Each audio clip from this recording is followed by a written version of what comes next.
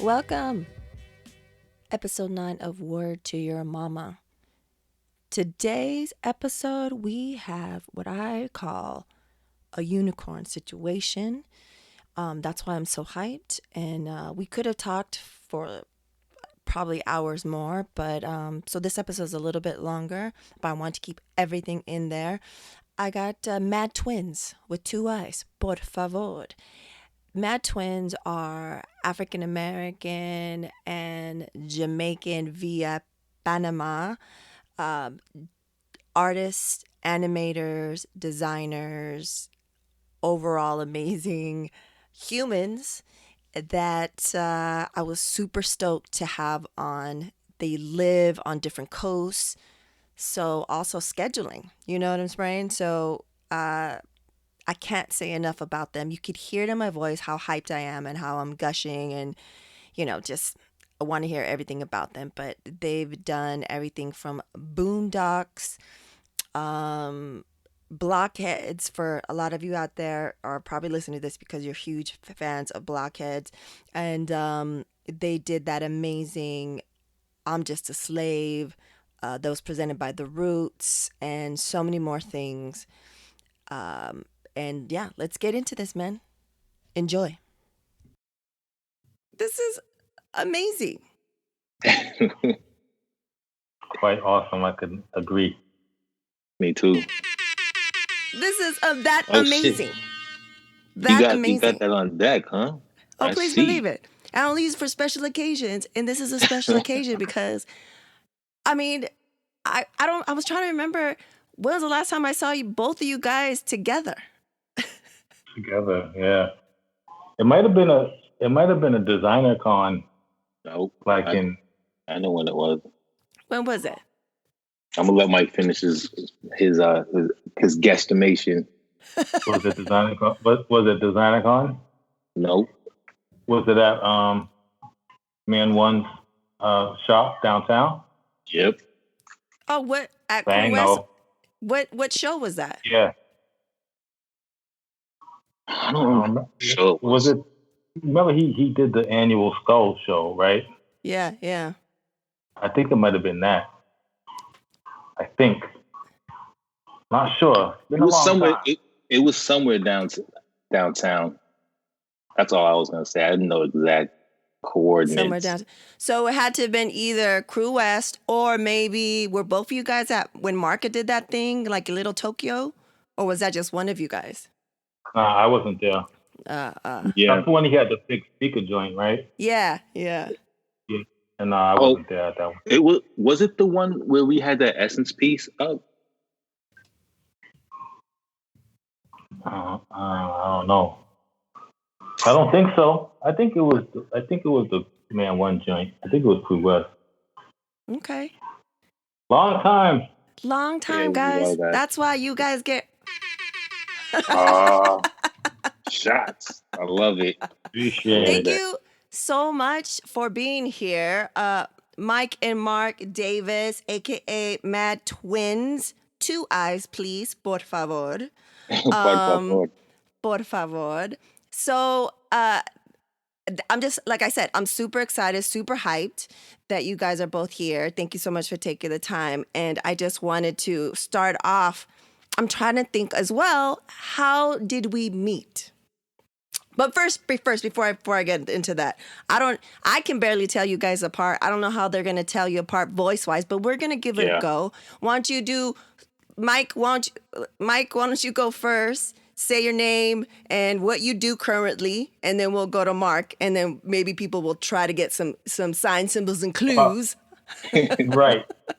We go through this a lot, actually. So Yeah. And a lot of these conference calls, we're always like, this is Mike speaking, or this is Mark speaking. Okay, you guys are pros. Yeah, we developed a system. Okay, so this is Mike speaking. Okay, yeah. So currently, I am working at Harvard University. I am working in 2 positions. One is a brand director at the Harvard Hip Hop Archive. Nice. And the second position as an animator in the Department of Teaching and Learning. So it's really dope because, well, for the latter position, I get to, hobnob with a bunch of professors, but it's really interesting because I get to learn a lot about different subjects. So the last project I worked on was like a neuroscience project where I had to animate how a neuron fires. So like if you feel a breeze or if you step on a thumbtack, there's two different processes. It's the same process, but they rapid fire differently, right? So the breeze is more of a gentle, pulsating of your neurons, where if you step on a tack, it's like bang, bang, bang, bang, bang. Your neurons are firing faster and faster. So it's things like that I pick up along the way. Most recently, I did some freelance work for Nickelodeon doing character design. Nice. So I'm still in the game in that aspect, doing a lot of freelance and working on our personal projects. You know what I mean? Our independent IPs. Oh, nice. Okay, we're gonna definitely dive into that later. So, okay, Mark, go ahead. So, since you said my name, I don't have to say this is Mark speaking. But right now, I'm at Cartoon Network, supervising director over there, working on a fantastic show called Victor and Valentino.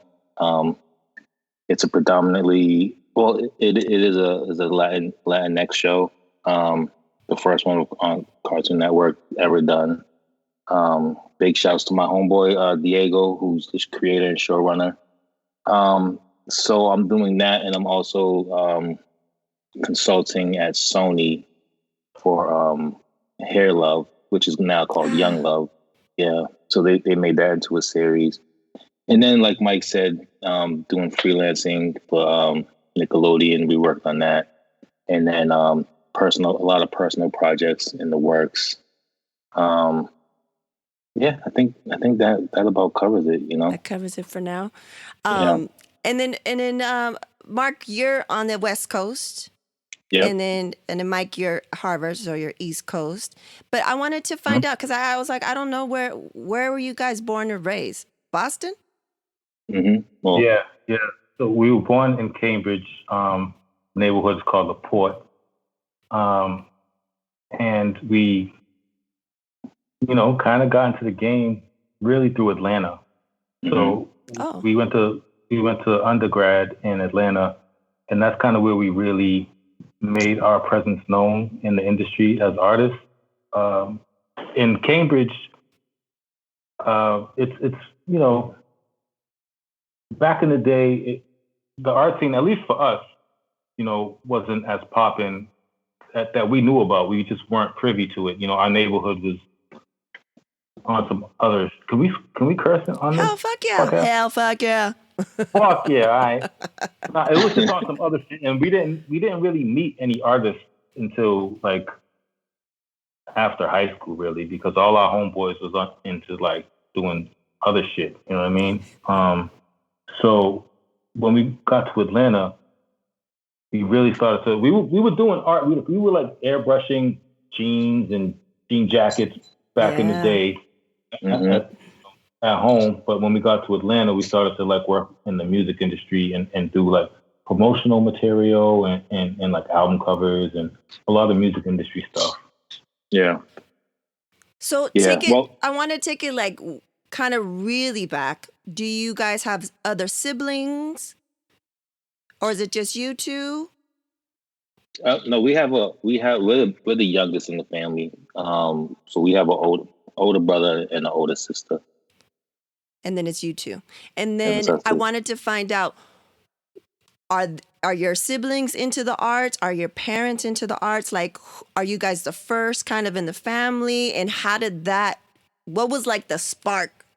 That's a great question. The root for you guys. Was it the same time? Was it different? That's a great question. Do you mind if I answer that, Mike, or you want to answer it? Because it's a good question. It's a good story. I mean, I'm trying to say. Yeah, no, it's a good story. Yeah, go ahead. Oh, I thought you was about to run into it. I was like, damn, that Nah, was rude. go ahead. I was giving you life, huh? Okay, well, I appreciate you. No, so my sister is a very talented artist. My my s- my my pops is very talented as well, but he be trying to claim our Johns for his own. No Of shots. I course. love him, but my uncle actually was the spark. My uncle Sammy. He was the spark for sure because he was the first time we seen him like actually draw something. He used to my pops and my uncle. It's my pop's younger brother, and so they were boxers coming up in Panama, and my my uncle used to come by the house when we was like mad young, and he used to just draw these boxers, and me and Mike were just like enamored, like They were this is characters, right. like cartoon characters. Or Oh, we was like how did you do that? Like because we was so young, it looked like magic almost, right? yeah. Hmm. Yeah. And mind you, he used to come through with the fly dope boy shit too, right? Because my father was more like, hardworking, middle class. It's just the work ethic is what he instilled in us. But then our uncle would come through with like the basic like black shirt with the gold chain and just he's Mm, younger and he's on some fly dope boy shit, and yeah, we're just like, of course the uncle's like a little cooler because you're always like, Yeah. Dad, like, for sure. come on. But like, so we were already feeling like the vibe, and when he, threw down on the pen and paper, it was just kind of magic. And he would also do things like, you know, Right. never, money is not everything. Mm. He took a dollar bill and he ripped it in half. And to us at that age, when we started to understand money, it was like, oh my God, he's ripping money. Right. And he gave it to both of us. He gave us one half of each. It was a dollar bill, and he was like, now you both have 50 cents. Well, we couldn't spend that, but still Yeah, the message was sent across. yeah. That Right. So it was concept, deep, I guess. for sure. Concept. Yeah. Yeah. We taped it up and went to the penny candy store though. So you used it anyways.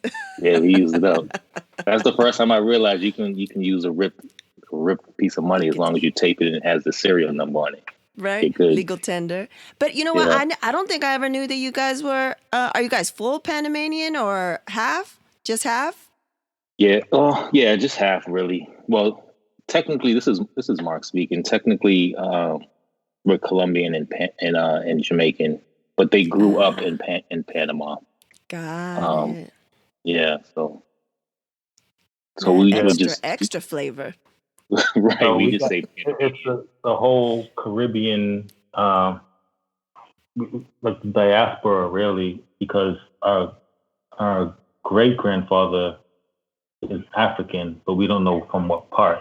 You know what I mean? Mm, So, my grandmother was born in Jamaica, in St. Catherine, and my father's people were born in Colombia. So we just got the whole Caribbean African mixture going on. You know what I mean? yeah.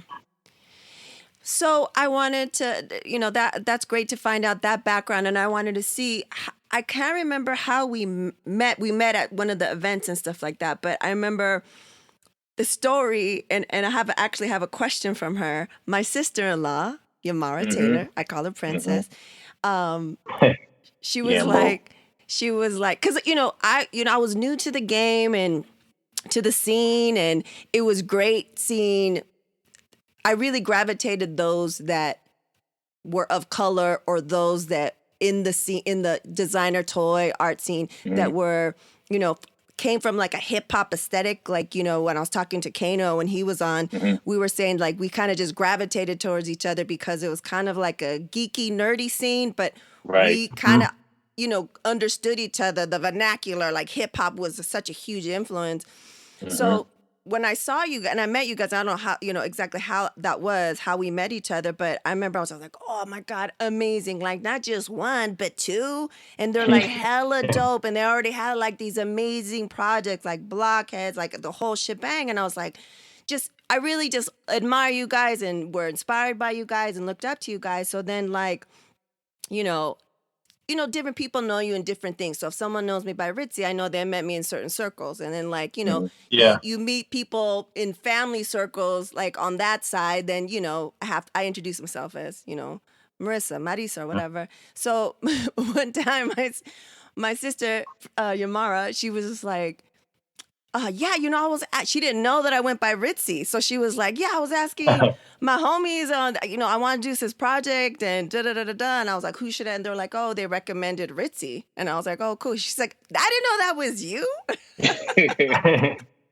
So first it was funny because she didn't know it was me, right? And then I was like, what? Right. I was like, really? They said me? I was like so hyped. I was like, they said me? Like, I don't know. I was just like, they know who I am and they like, I was just super stoked. Right. So thank you. Of course. And Mike, I'm going to let you answer the question, but I just wanted to say that I think I remember Yamara telling me that story. She's like, I didn't even know that was her. She was like, oh my God. Right. Yeah, I remember that. So who, both of you guys worked with her? It was when you guys met at Boondocks, when you guys were at Boondocks? Yeah, at Boondocks we were both there at the time. Mm-hmm. Yep, that's when we first met her. Mm-hmm. So thanks, man. I was just like, oh my God, that's amazing. I can't believe it. And then it was funny. I was like, yeah, that's my name. That's what I go by. But I have a question here from the audience. Yamara Taylor, she said, please ask them how she was able to tell you guys apart. And she gave me the answer, just in case you guys remember. Yeah, that's an easy call. That's because I have a mark on my head, and that's what I tell everybody. My name is Mark, and I have a scar. A scar on his head. I have a scar on my head, so I was like Mark with the mark. Yeah, ding, ding, ding. She said yes, and then she said, "Ask Mark what the name of our crew was." I know the name of the crew. Mike knows. I know the name of the crew too. Hell yeah. What's the name? Even though it's been a minute, shout out Regal Beagle. Shout out Regal Beagle. Exactly. Amazing. So what's the timeline? Like, you guys graduated, you guys went to the ATL. When did Blokhedz, was it Boondocks and then Blokhedz? Like, what's that timeline? Well, first, can I just bring it back a little bit? Please. But because I think Mike was the first. You met Mike first, am I correct, Mike? Because I remember you used to be like, "Yo, she's mad cool," like, and I'm like, "Who you talking about?" Oh, I met Ritzy first. Yeah. Yeah, I feel like it was Crew West again. I feel like it was there. Shout out, Man One. I could be, shout out, Man One. I feel like it was there, but it might have been though. Yeah, it's hard. It might have been like a Kid Robot event. Was it through Marker? It was that whole crew, because you met that crew before I did. I met Victor first. Right. You met Kano first. So it could have been at a Comic-Con maybe too. Could have been. I've been thinking about that all day, to be honest. And I was like, nah, maybe the second time, I think when Irish Science was there with you, and I was like, oh, that's Rocka from Dilated Peoples. Then it was probably Crew West, because he never comes out. So that might have been the second time that we talked. Got it. Yeah. Yeah, that's rare. That's like a unicorn. A unicorn sighting right there. So for sure, he's never been to a decon. So yeah, it probably was a Crew West. I don't think it was decon. I don't think I first met you at decon, because I only been like 2 or 3 times, and I was kind of, Mark was there more than I was. So yeah, right, okay. But that's why I'd see you more. I'd see Mark more, and then after you had left, then I would only see Mark, and I'd see you, your beautiful wife, and your kids at decon and stuff. So I'd get the breakdown, like how he's doing, and then I'll be like, how's Mike doing, and blah blah blah. So I'd get the lowdown there. Yeah. I missed Decon, man. I Like know. I was sad about it because we was ready to, like, we had a game plan and everything. Like, we was like, yo, we're coming out with some new shit. Like, we about to really start like making This our year? name known again. Yeah. You Like, guys have a booth? we was like, we was planning on it. And then the shit just went left. So we was just like, damn. But we still working. We got toys in the works. We got some prototypes I can show. Like, Nice, yes. And yeah, you guys are you releasing that independently or through a company? we just like making prototypes, and then we'll figure it out afterwards. Got it. Like, nobody even knows about it yet. Ooh, exclusive. Hello. For sure. We want all the stuff, all the info, any pictures, any links. I'm going to get all that stuff for everybody because, you know, I do an intro, which you guys don't hear if you listen to it. I do an intro and I just rant and rave even more about you guys. But I mean, you guys are the real deal. One thing that I asked Kano when he was on as an animator, when you guys got into the animation, what did the animators room look like when you guys first started? Because here we're always talking about representation, how important representation is, right? How did the animation room look like when you started, and what do they look like now? And have we made significant progress? What are your thoughts? Mark, you answer that for now, but I'm going to talk about when we first landed in Seoul, in South Korea, what that animation would look like. And it was like Steven Yeun was like tight. Go ahead. Okay. Well, I think our path is a little different because the shows we've been fortunate to so we started off independent and then moving into the studio system. So the independent, of course, looks like the people you gather around you, but the studio system, we've been fortunate to like start off with like shows like Boondocks and Black Dynamite, where it wasn't your typical like animation production, but like when I got to DreamWorks, it was like I might have been the only Black dude on my crew. No, there was a couple people in production. But it was very slim pickings when we got into the bigger, like the bigger situations and the in-house stuff. For a lot of the studios, sometimes it's like just you're the only one. Sometimes it's like 2 and 3. Right. You know, it hasn't changed too much. Like we have a hard time trying to like bring people into the business because there's kind of it's kind of like the studios don't really look for people of color, which they're starting to kind of change that now.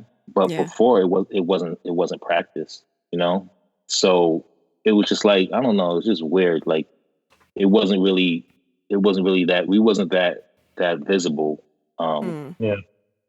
But hopefully that's changing because the studios do have, you know, everybody is, you know all that shit. Like everybody's trying to. Now, please, everyone's really trying to show and prove. And the 2 episodes before yours, if you guys haven't had a chance to listen to, I totally recommend because I have 2 BIPOC women. One's a freelance art writer, and she showcases Black artists, and the other one, she's an arts and culture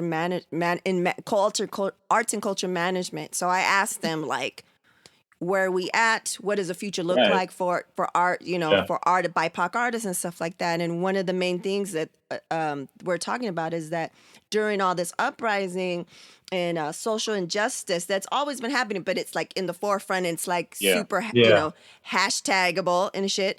A lot of people are posting that they're going to do all this stuff, but now is the time to really have, hold them accountable for all the performative activism that they're doing. So in a way it's good because we can get that toe in the door that was Yeah. prior Yeah. was completely shut and locked. Maybe we couldn't even Right. see the door, right? So it's You had like, to break let's in. get in. We have to break in, Right. like get that toe in, but like crowbar that shit, batter ram it Oh, yeah. open to try to get D&E. us, you know what I'm saying? Yeah. Exactly. Like as Yeah. much as we can. So I was wondering when you guys started, when you guys got into, not in the independent rooms, but into the like more mainstream rooms, Mhm. were there any unique microaggressions because you're Black and you're an animation? Were they like, yo, you can do this? Were they like was it like that mentality? Like, or no, they're just kind of like, or maybe it was behind your back or something.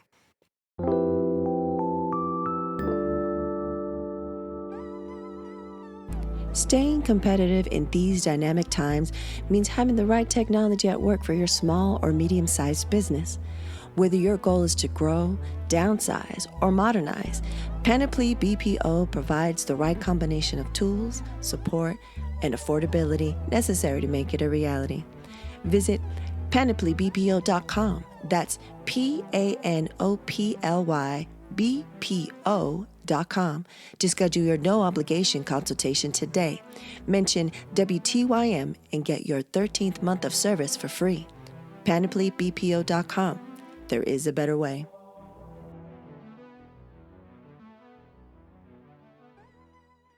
Mm. It's honestly, it's kind of hard to avoid microaggressions from anybody that's not used to dealing with people of color. You know what I mean? Even if they don't really understand what they're doing, Yeah. So yeah, even so, I was gonna talk about Korea Oh, yeah. and and there were microaggressions there, albeit that it was more based on just not knowing. You know what I'm saying? It wasn't like intentional or anything like that, but it was just kind of like some of the images that they would create were a little offensive. Some of like the interactions were a little weird, and it's like, I know you don't understand our culture, I don't understand your culture either, and there's a communication gap.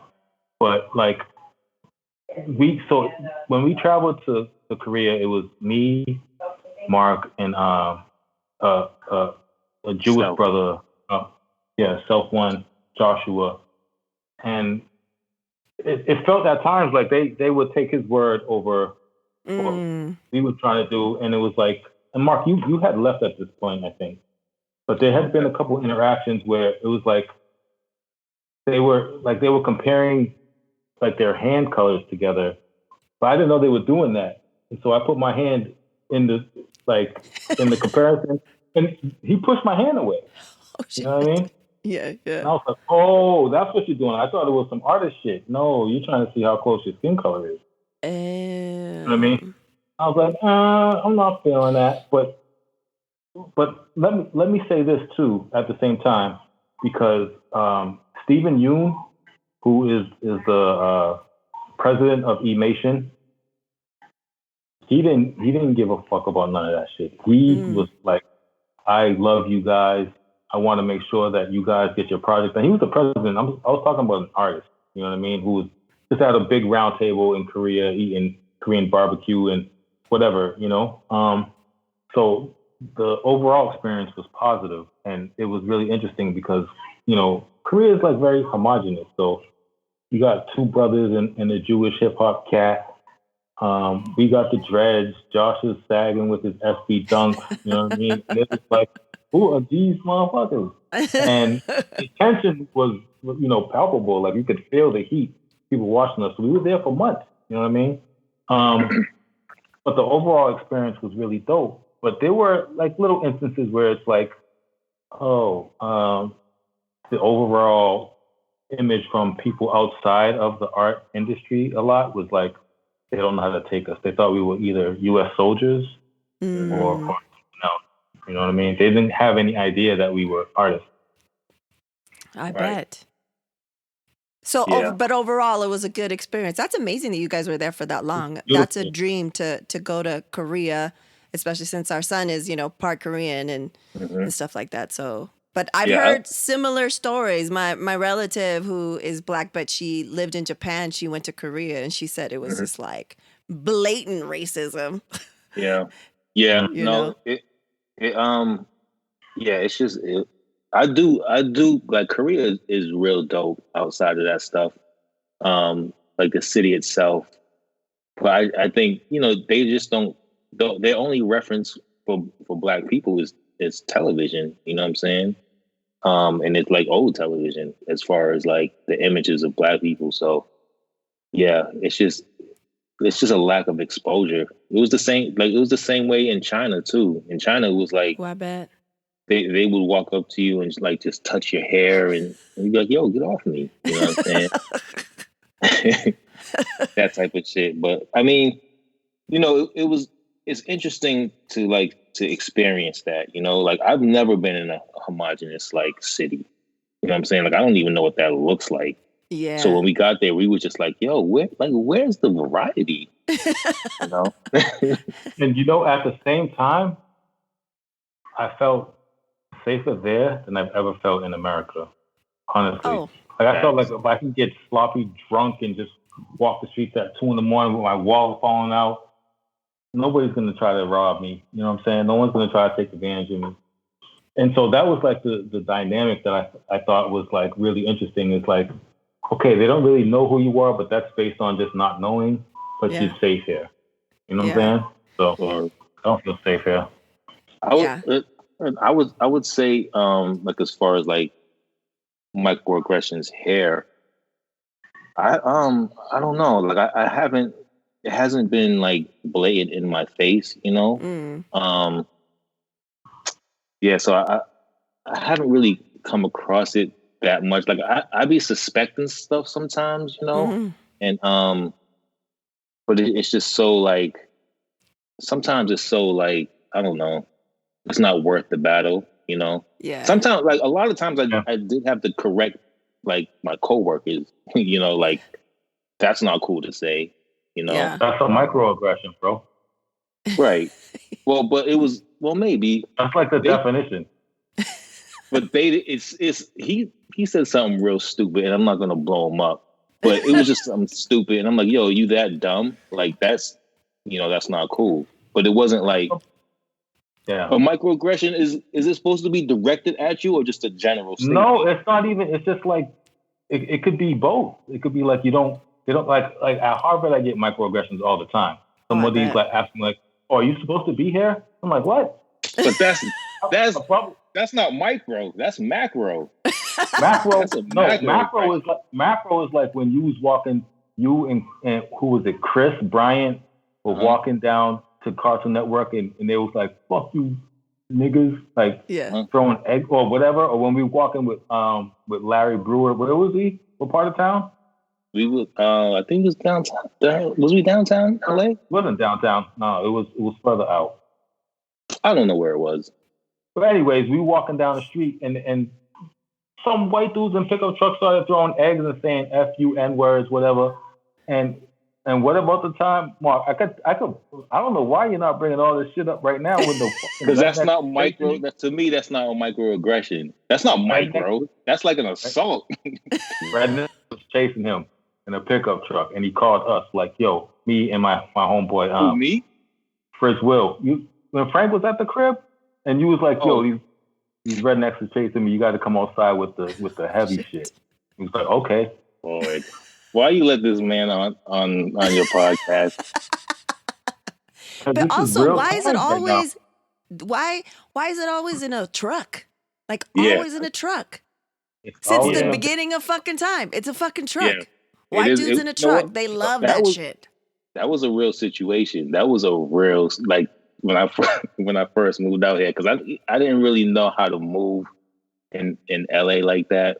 So I thought I was good. Like I was in mid city area. So I'm like, there's no like, because in Boston you kind of, there's like rugged like white boys that you got to watch out for. like they'll shoot you just as fast as anybody else. But out here, you don't really have that type of, white boys. Like at least I haven't seen them, but I came across some, and it was like a traffic. Like I cut them off. Like I'm not gonna say I didn't. I cut them off on accident, but it was a merging lane, so it was kind. I was kind of in the right, but it was a little ignorant. But they pulled up and started cursing, so I was like, yo, fuck you, whatever y'all want to do. And then I looked, and I was like, oh shit, there's like 4 of them in this big ass pickup truck. So they started getting out the car, and so I dipped, right? So I was like, I'm not gonna stand here and be a hero with these 4 dudes. So I dipped, and they chased me all the way through Mid City, and I'm like, yo, these dudes are not gonna give up. So I called Mike and my friend who happened to be in town, who's like 6'7". I was like, yo, come outside, because we might have to like get busy.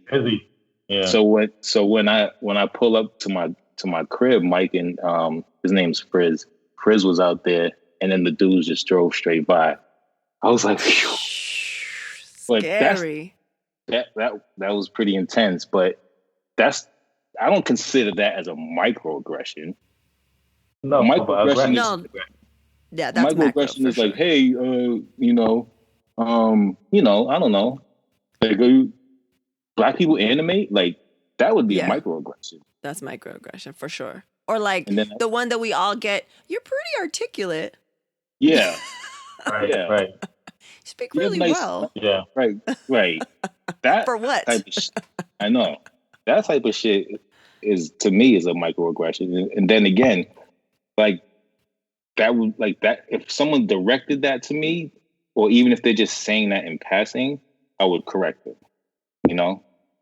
Yeah. Like it's like I could tell when it's like, in Boston, like that's how they fucking talk. That's how they talk to you. You know what I'm saying? For the most part, like it's microaggression all day. So I reckon we grew up like that and recognize it. Yeah. But what I've experienced in the studios, it just seems, a lot of times it just seems like ignorance. And I correct them whether it's ignorance or like intentional, Yeah. And speaking of Boston, is it really, you guys been all around the world in different cities, from the South to the West and everywhere. Everyone says that Boston's like one of the most racist cities. Is that true? I've never been, but that's what I hear. I it's interesting that you bring that up, because, having lived down south for, a bunch of years, having lived on the West Coast, I feel like I have like a taste of each region, so to speak. Yeah. So I live in Atlanta, which is like a big hub, but I also, spent time outside of Atlanta. So Atlanta is like black, but when you get outside, it's kind of like not as black. There's a lot of white people there, and there's a lot of like, a lot of ignorance that still prevails, huh? It's like old mentality. Like old world, old colonial mentality, whatever. But California, so the racism has different flavors, basically. Yeah. You know what I mean? But it's all the same. I mean, no matter how you season it. And so Boston was kind of the first place where I growing up here, we first witnessed it here. But it's more, back then it was more a little bit sneaky and undercover. You know what I mean? In Atlanta, down south, they'd just be like, "You're black and I don't like you." Like, they're more upfront. And Cali was just kind of a weird balance of both. You know what I mean? Yeah. That makes sense. So, yeah. But even today, like with the current atmosphere, yeah, it's like everybody is coming out with their racist shit that, they're like, we have precedents now. Like the, commander-in-chief is allowing us to crawl out of our little holes and, giving them agency to kind of spew this hate. But even like, so I live in a pretty, what I thought was liberal city, but there's like this, every time I go to pick up my son, there's like this corner where there's like this one lone Trump supporter, right? And he has a big ass sign, like a huge sign, right? Bigger than him. It's like, okay, but I was like, no, people are not going to support that, you know. But whenever we drive by him, we hear other people beeping in support. Oof. And it's like at a major intersection, so that's like broke my heart, right? Yeah. So this was like a month ago. Now there's like 10 people out there rocking with him. You know what I mean? And they have like the whole Donald Trump cutout signs and shit like that. And so today, so my wifey was mad. She's like, fuck this shit. You know what I mean? And I'm like, I've been saying fuck this shit since the beginning. She's like, yeah. I know. And so today we drove by, and you know she's very light. She's Puerto Rican, so she's like very light skinned. We drove by really slow. I stopped by them. This is at a green light too, so I was just holding up traffic, and we was blasting YG and Nipsey Hussle. Fuck Donald Trump. Yeah, nigga, fuck Donald Trump. And they were like, what's going on? And then we sped off and we was like, fuck y'all. But like, that was today. I remember, and I told him, because he called me, you know, we talk every day, and he's been updating me about this corner, right, where you speak. And I'm like, bro, just leave it alone, right? Like, you don't need to, you don't have to like engage in it. But like, he was like, nah, I'm gonna play. I know the perfect song. I'm gonna play it. I'm gonna slow down. I'm gonna do it. And then so today, I didn't know you did it, but good for you, today. Bro. Yeah. But I think it kind of irks you probably even more because it's like on your way to go pick up your son. Like, you know, we homeschool, but my son takes this Spanish immersion, and pre-pandemic, you know, we have to go, and I have to park kind of a couple blocks away in the house right by the school, Trump sign. Trump sign, right? And this was before all this shit went down, where it was like maybe those on their side were kind of like still riding hard, but now you're like, who's riding for this motherfucker, right? So anyways, I would see it every day, and man, I was like, sin vergüenza, like right by the school. Like kids walk by every day to see this shit, and the majority, the demo of the kids are kids of color.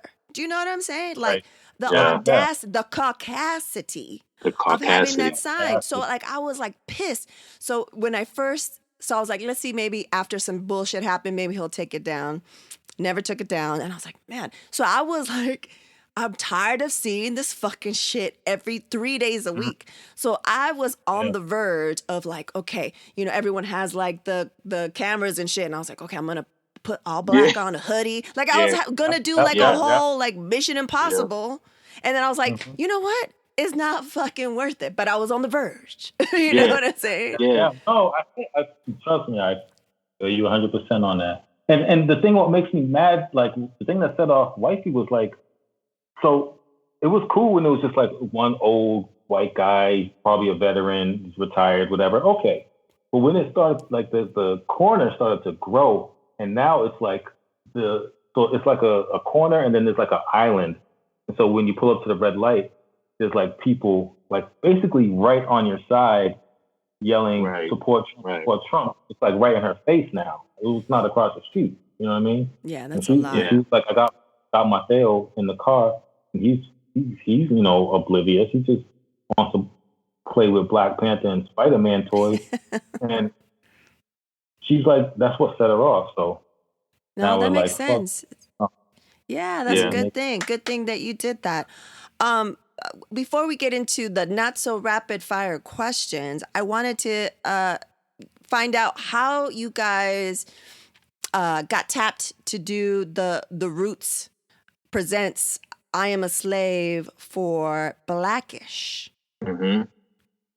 Because that was major. That was, you guys done a lot of major shit, but that was like a moment that shit was on, you know, one of the major networks on like a super highly rated show. So how did that go down? So Kenya Barris, the creator, is a good friend of ours. We actually moved out to LA and started a company with him back in 2000. So that's what brought us to LA. That's how we started to build our circle was through him. And then so he called me up one day. He's like, "Yo," he was like, "Can y'all like do like a full like minute spot, like grab a team and get that together and get it, like, of course the timelines are always short." Yeah. And I was like, yeah, of course. You know what I'm saying? So he reached out, and because he knew, he's been like watching, like our growth and like always like wanting to collab. So he's just like, yo, he hit us up, and then he gave us the shot. And then, when he said Roots was going to be involved, we was like, of course, like that's legendary. And yeah, we got it together, and then it was we got together and did it, and then it was great because they gave us a lot of like creative freedom, within the parameters of the song. And Right. and then like, so me and Mike directed it, as well as Chase and DeMille Bryant, Chase Conley. And like Mike added like the dope. If you watch that video, Mike was like, yo, he was like, this is dope, but like we got to make sure like at the end we show something positive. Like we got to show Harriet Tubman like coming through and like rescuing them. You know what I'm saying? Yeah, we got to show. You got to show the resistance, because the narrative as it's explained to like younger people in elementary school, whatever. It's like slavery happened, but there was no resistance. You know what I mean? They just bowed down and said, "Okay, take us." But no, that's not what really happened. So it was, to me, it was really imperative that we showcase, in the short amount of time that we had to express this, that like there was resistance, and there's always been resistance from the start. Right. And at first they were like, why is this random person showing up? And it was like, no, this is really important because this represents like the resistance that happened. Right. So they were really cool with that once we explained it to them. Yeah. And yeah, that came out. that was dope of them to like, when we explained it, because at first we just did it in animatic, and animatics were all rough and stiff, so they didn't understand. But then once we showed them the design and the concept behind it, they was all with it. So shouts to them for like, for letting that, because that wasn't in the script. That was just, that was all something us. you guys added at the end. Yeah. Yeah, it was great. I hadn't seen it since it came out, and I rewatched it today because I'm like gathering all the links of all your, projects for you guys, and I was just like, man, that was legendary. Just, I mean, it's you guys, it's the Roots, it's Blackish, it's what it's talking about. I mean, it really, on the real, it really educated a lot of people, because they were really open to it because it was the Roots, and the Roots are on, the Tonight Show, and it's just like, it just, like, we're talking about that foot in the door. It really, really went out to the masses and to people who would never be open to even pay attention. So I feel like it was educational, it was groundbreaking. I mean, it was super important. And, we touch upon a little bit about slavery with the Supernatural Bird, my son. But when we get in depth, like, he kind of knows the basic concepts. But when I get in depth, like of course, we're not going to glaze over it. We're going to get into the nitty gritty, but that's going to be a video. He's going to see that again. Oh, that's awesome. That's amazing. You know what I mean? And it's going to be recommended to everybody. So thanks a lot for doing that. To go back to Blokhedz, I have a couple of more questions from the audience. Going back to Blokhedz, this person wants to know, did you get to meet the voice talent like Quali and Bobbito and them? And this person is Kano. And then I have a follow-up question after that one. Shouts to Big Kano. Me, I miss our conversation. She used to stroll through my Cartoon Network office. Like we was on, I think I was on 10, he was on 8, but he used to come through. We used to just rap for like it would feel like minutes, but like hours, like we would just build, and like I missed that. So shouts to him. But yeah, we actually got to direct Talib. Bobbito was through Skype because he was in New York. Lauren London came through. Like Amazing. that was crazy. Yeah. And Afion DJ Crockett Khalil. came through. Yep, DJ Khalil. We got to sit in the studio with him and craft the beat. It was funny because Khalil's dope because so he's playing all these beats, right? He's like, yeah, I just have these beats that I'm sitting on. You know how producers they just have a library of stuff. Yeah, so for sure. They're all fire, right? And so we selected a few. But I remember some of the beats that he played ended up like, I think Game ended up rapping on one. Like elements of like some other shit would be like on the Nas track. Like I was just like, damn, like that was a great experience, man. That was a really great experience. And the thing when Talib came through, so we had some like placeholder rhymes that were, you know, he had to perform, and he was like, I think I could do this a little better. What do you guys think? That's okay? He was like asking us. And I was like, right. No, of course. What are you talking about, bro? Yeah. You know what I mean? Yeah. And, that was dope. That was dope with him. Yeah. It was really dope with him. And he didn't, you know, he was really humble about that. You know what I'm saying? And we were like, yo, you know, we're big fans. So whatever you see fit for the character, you know what I'm saying? Just go ahead, rock and roll, man. Yeah. We didn't have to edit it or do nothing. Like it was just like it was pure gold. And I mean, Blokhedz is such a blessing because we got to meet like a bunch of different cats just through like, you know, the animation, like before Prodigy passed, like God bless the dead, he did a verse for us, you know. Nice. And I had to meet him. It was like I think it was in Williamsburg in Brooklyn. I had to meet with him, and he was just like, yo, just tell me about the character. Like he was into it, you know, and like for us, that's crazy for us because like, you know, Mobb Deep is like one of our favorite like rap groups of all time. Like damn, this shit is crazy that you know, talking to us about our shit and wanting to be in it, you know. RZA too. RZA's another one who did the opening the voice, the prologue, and he's just like, yo, amazing. Like it's just a blessing, man. It's just fun to see all that shit, like, you know, happen. And then, you know, it's just because we never thought about like that would, you know, we're from Boston. There's no scene where we can go like no industry. Right. You can't go to an agency and be like, yo, I want to meet with, you know, whoever. Like, there's no roads to it, you know, so you don't think that it could be possible, you know. But so you weren't even like shooting for that. It like it was like not even a possibility. It didn't never entered your mind, and then boom, you're like infiltrated it, and are in it, and are thriving in it, and are known, and that's amazing, man. Amazing. It's thank you. Smoking an L with RZA. Smoking an L with RZA in the studio. Fact. I was like, wait a minute. I was smoking an L in the studio with RZA. Let me let this moment sink in. Right. And I had to stop smoking.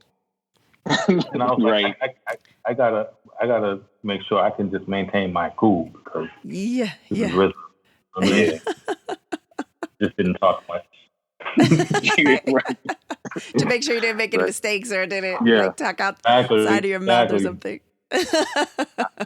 I made a few mistakes that night. It's okay. That's amazing, guys. Okay, so to kind of wrap it up, it'll take a little bit right here. Let's get into these not so rapid fire questions. I'll go back and forth between you guys to each give an answer. The first one's pretty easy. Let's go with Mike. 3 words to describe yourself. 3 words to describe myself? Yeah. Okay. Father, artist, student. Nice. Mark? Student of life. Student of life. Always a student. That's he took all my words. No, I was kidding.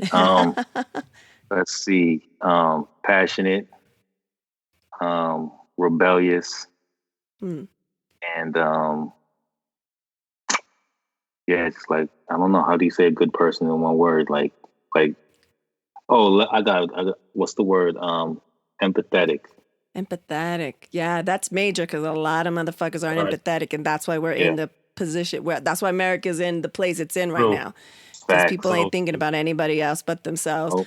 It's not. No.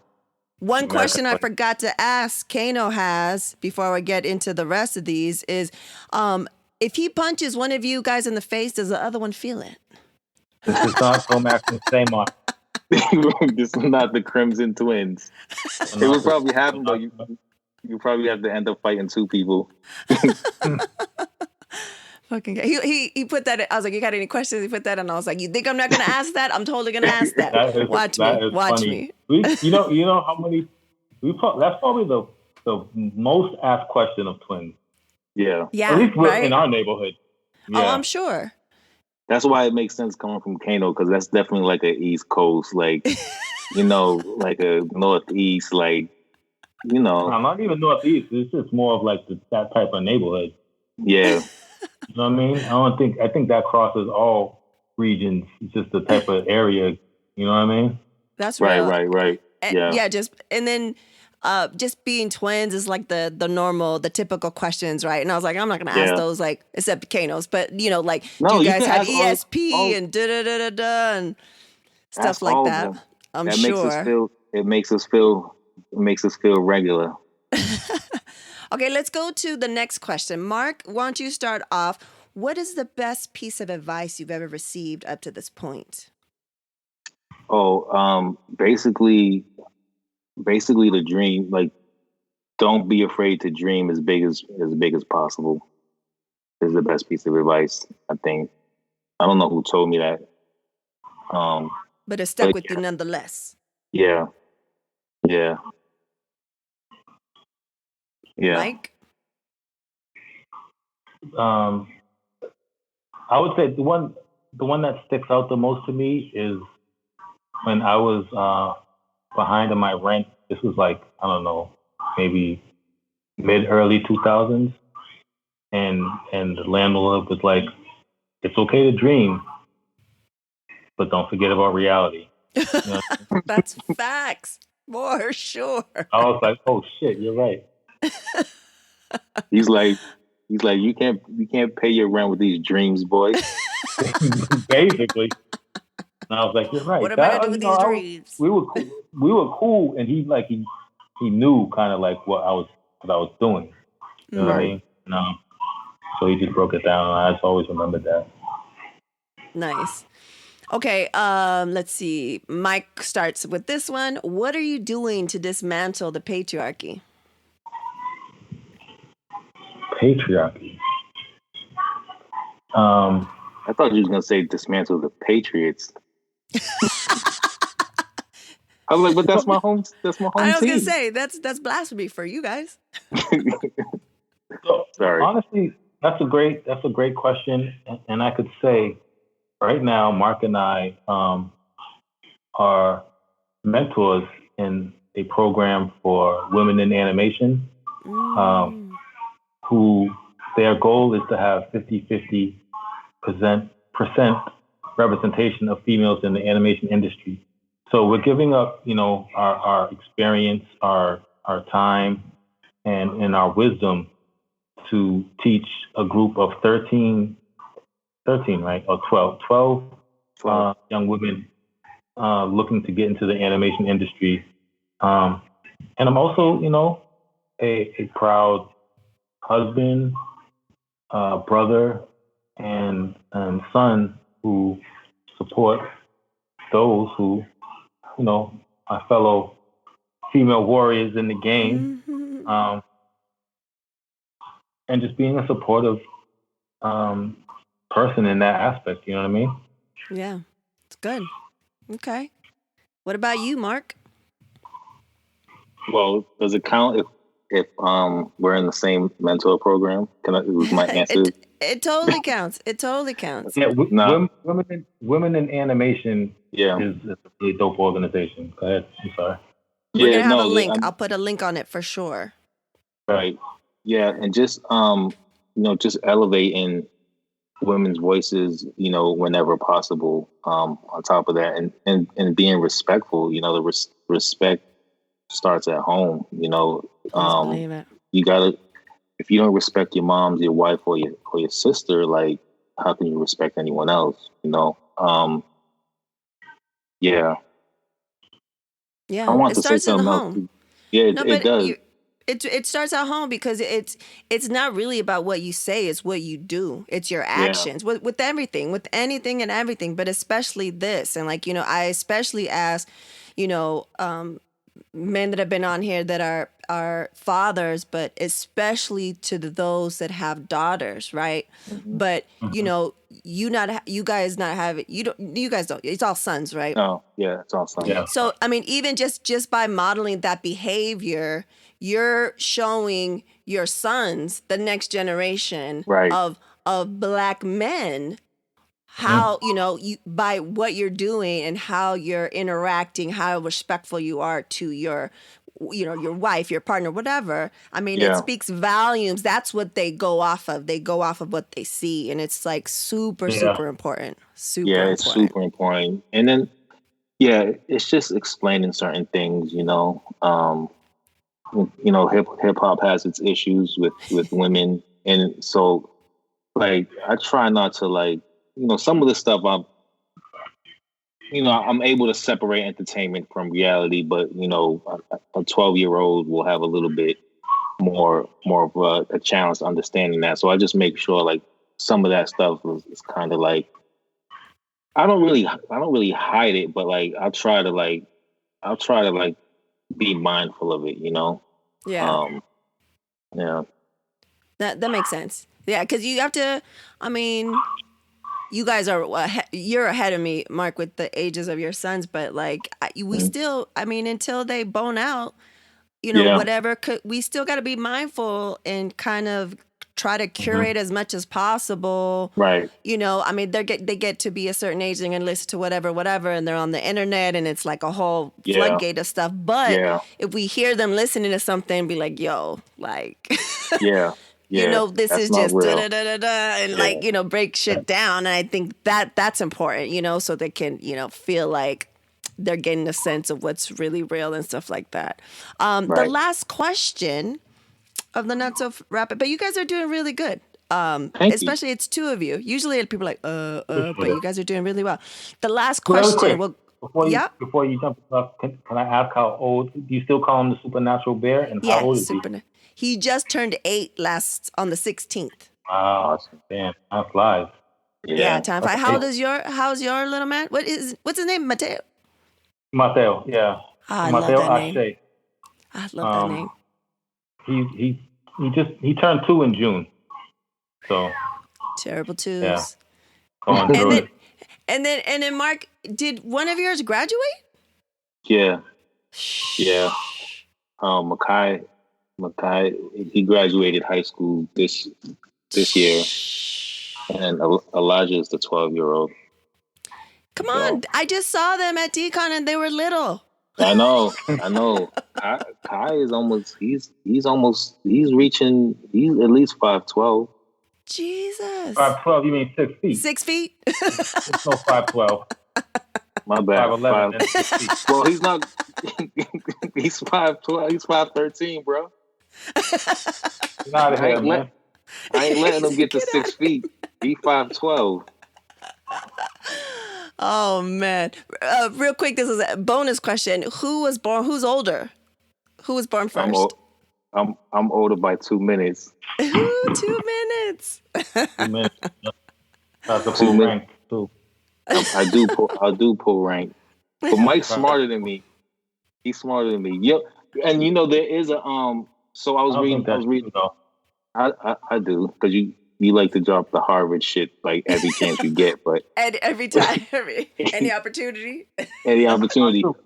But this, so I heard this though. I read this. So they said the first twin to come out the womb was actually the second twin to be conceived.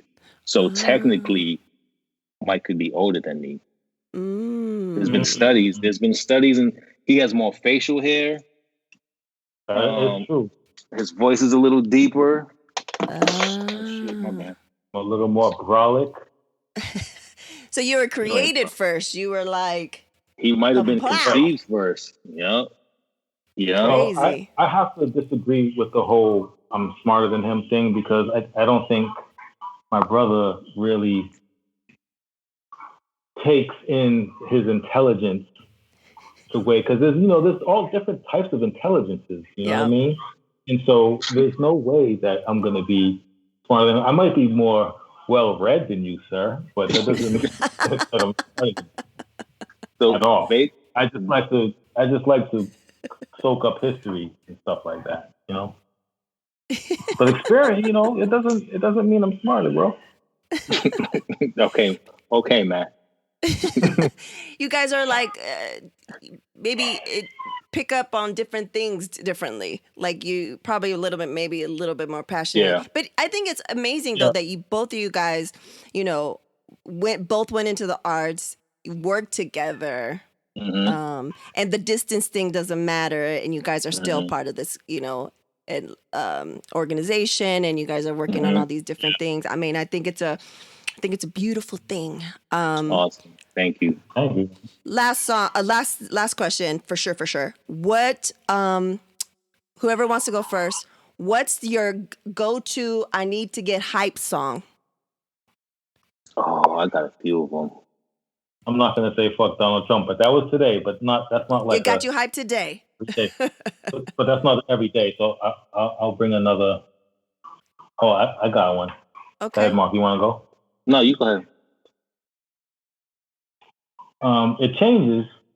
So, but right now, currently, I'm on MF Doom Saliva. So Nice. That's just my joint. It just gets me going. It gets me amped. MF Doom is fucking dope. He's so ill. Like he's the definition of like knowing the rules and breaking them. You know what I mean? Yeah, it's Saliva is my joint. I've been rocking that for I don't know, this whole month. Heavy rotation. Heavy rotation.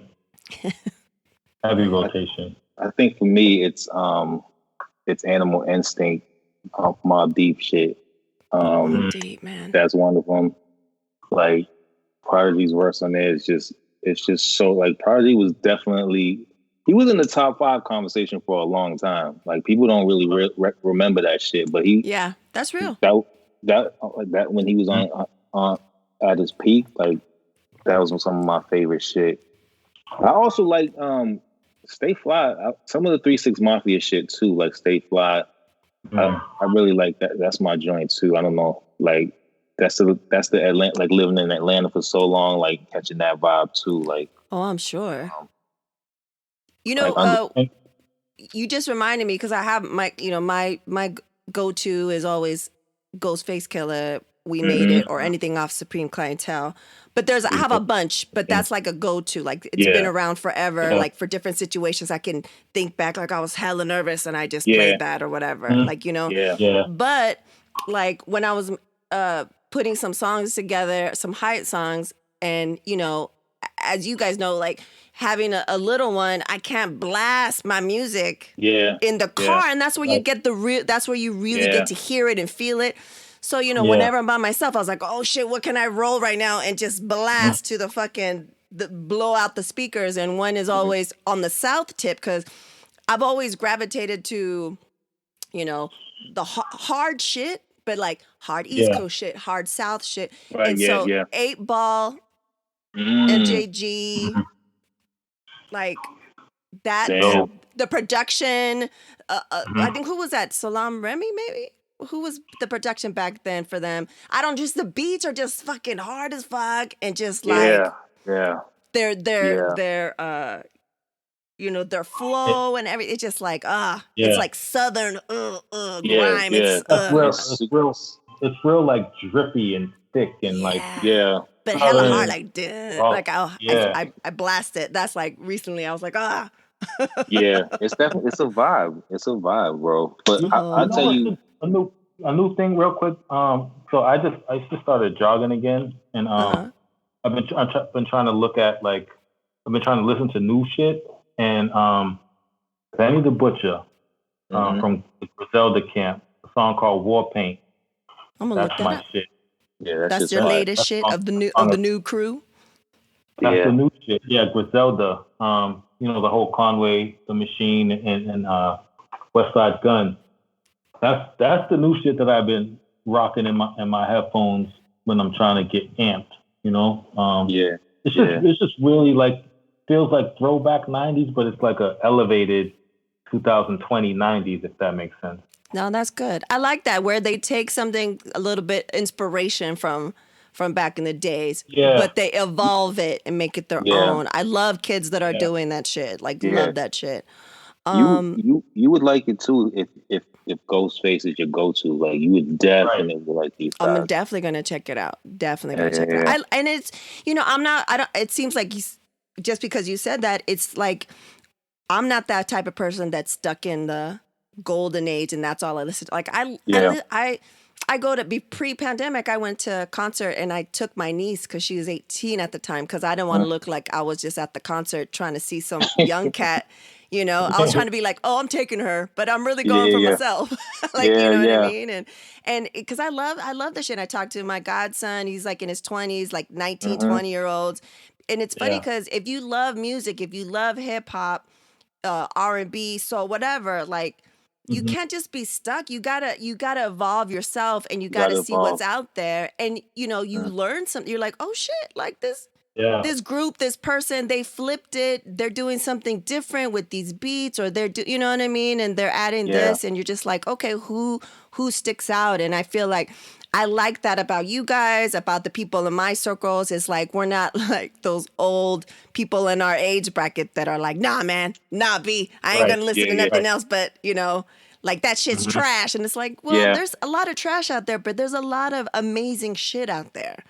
yeah. So It's true. No, that's real. That's real shit. I think my ears are kind of conditioned a little bit just because my son he's 17, gonna be 18 next month. So the music that wow. he listens to sometimes, like if he's just playing it, like I would be listening to it, and it's been going on for years. And then so I just kind of like my ears are kind of I kind of understand why they like it. You know what I'm saying? Like Yeah. I understand the vibe of the like little babies and those type of dudes. Like I get it, and some of it, what they're saying is not terrible. Like Yeah. it's just generational.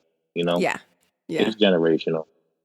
But I think what I talked about to different people, and especially like my godson, is like our generation, our age bracket, we're like the first. I think we're the first ones where whether our kids are hella young or in hmm their 20s or whatever, we have so much in common because hip hop Yeah, has evolved and grown, Yep. and it's still because Yep. it was such a generational gap with customs and music when it was like us and our parents, right? right, Yeah. Like right. Hmm. and they were like, ugh, like hip hop is terrible, and it was so brand new to us, and it was like Right. a foreign thing for them, where they were just like, nah, it's not going to be here, it's not going to last, and stuff like that. So the fact that Right. it's been evolving, like we can have these discussions with, like, I was just talking to like I don't know what she's turned into, maybe a mentee or something, she's like 19, Mm. and we were like, she's like, I heard you like music, like let's you know uh swap playlists, and I was Yeah, like, we can swap playlists, and I'm loving her shit, and Right. she's like, you know what I'm saying, like that's that's dope. Yeah. that's rare, that's a newer thing for us, and I think it's Yeah. awesome. And I one think it's thing awesome too. when I was talking about with Kano is like, we were always the hip hop friend, and we grew up and we're still into hip hop because we weren't fair weather Hmm. fans, and then hmm there's other Right. people that we went to high school with that, like, they grew up and they forgot hip hop. I don't know, like Yeah, they're too cool I They for think it. grew it's out Like, of it, yeah, or they yeah. I grew out. don't Like, how listen do to you hip grow hop. out of it? You're like, that means you were Yeah, never no. down. yeah, Yeah. yeah. I never understood that. Like I don't Either. like I It's I frustrating. listen. My shit's broadened. You know, what did you say, Mike? No, I just said that is kind of frustrating. Like when Oh when yeah, Yeah. yeah. like I Word. outgrow it, and it like how do you do that? Like, Exactly. That's like outgrowing language and like I know. instruments. Exactly. Yeah, no, that that's the music. yeah, it is. It is. Yeah, always. Like, I had a point too, but I don't remember what it was. Probably my fault. It was my fault because I asked you because I said, "What'd you say?" And then that just fucking threw me off. You lost it. Well, I lost it. Well, I just want to say thank you. We ran over. I know you guys have a bunch of stuff to do, so I really appreciate you guys taking the time to do this with me. And it was like gold. You guys are the unicorn to get both of you guys together. So when you sent me the time, I was like, yeah, whatever. Like, let's do it. Like, I want to catch him in the beginning of the week because I was like, I want to keep the same energy and stuff. So I really appreciate you guys. And, let the people know where they can find you. After I'm going to ask them for links. Just don't even stress. I'm going to put all the links in the show notes. But just your handles real quick. At MadTwiinz across the board, MadTwiinz. Right. Double I's. Double I's for the two. All right then, guys. Thank you so much. No, this was fun. It was very fun. Thanks for reaching out. Yeah, Amazing. it's nice to see your face during the pandemic.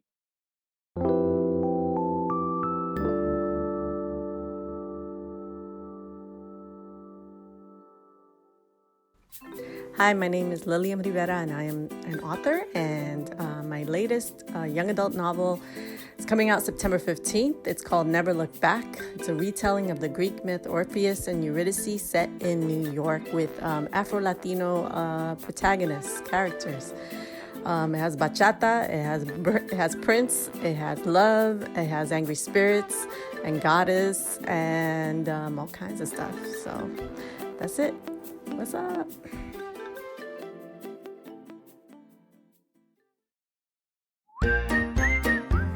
And now, introducing the Supernatural Bear Corner. Supernatural Bear. Hello, Supernatural Bear here, with another SNB Corner. Boom. Today I just want to talk about something on this program called Scratch. Really awesome. It's a coding game on Safari. If any of you people listening have Safari, I sometimes do little animations on my Scratch projects that I post so that way the entire Scratch community can share. Yeah, I just want to say that to everybody. what's the site so people can go to the site? Oh yeah, so people can go to the site, look at my little animations, look up everyone else's animations on Scratch. Go to scratch.mit.edu. Repeat this one more time. Scratch.mit.edu. All right. Peace, guys.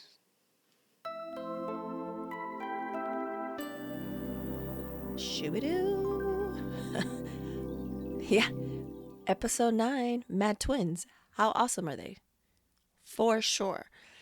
As I mentioned, we will be adding links in the show notes. So when I say that, I just mean if you're, for instance, listening to this on Apple Podcasts, if you click details on each episode, you'll see all the information on the show, clickable links.